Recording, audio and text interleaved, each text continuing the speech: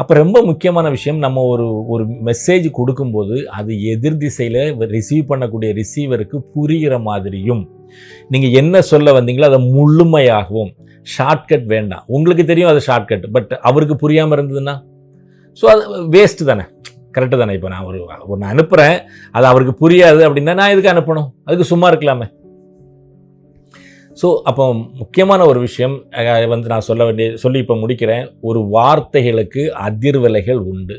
அந்த அதிர்வலைகள் உங்களை தாக்கும், அது உங்களுக்கு வேலை செய்யும். ஒருத்தர் ஒரு கோவமாக ஒரு வார்த்தை பேசினா உங்களுக்கு ஆட்டோமேட்டிக்காக உள்ள கோவம் வருதில்ல. ஒருத்தர் அன்பாக பேசும்போது உள்ள ஒரு பாசம் வருதில்ல. அப்போ அந்த வார்த்தை ஒரு அதிர்வலையாக தானே உங்களை தாக்குது. அப்போ அது வார்த்தை பேசும்போது மட்டுமல்ல, நீங்கள் பதில் அனுப்பும் போதும் அது முழு வார்த்தையை நீங்கள் அனுப்புனீங்க. தேங்க்யூ ஸோ மச் அப்படின்னு அனுப்பலாம், இல்லை தேங்க்யூ அப்படின்னு அனுப்பலாம். அதை விட்டுட்டு டிக்யூ, டிகேக்யூ, டிகேஎஸ் இப்படியெல்லாம் போட்டிங்க அப்படின்னா இதுக்கு டிக்ஷனரியே கிடையாது. அது தேடி பார்க்கும், அதுக்கு அதிர்வலை இல்லை, அது சும்மா அப்படியே விட்டுரும்.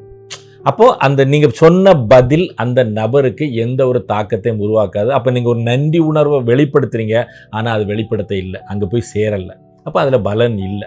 ஸோ அதனால் தயவுசெய்து எந்த ஒரு மெசேஜ் அனுப்பினாலும் ஒரு 2 நிமிஷம் ஸ்பெண்ட் பண்ணி எதிர் நபர் யார் அப்படிங்கிறத புரிஞ்சுக்கிட்டு அவருக்கு புரிகிற லாங்குவேஜ்லேயோ அவருக்கு புரிகிற மாதிரியோ முழுமையாக நீங்கள் அனுப்புனீங்கன்னா அது முழுமையாக போய் சேரும். அது மூலமாக உங்களோட வாழ்க்கை மேலே வரும்னு சொல்லிட்டு இந்த பிரபஞ்சம் உங்களுக்கு எல்லா செல்வங்களையும் வழங்கட்டும்.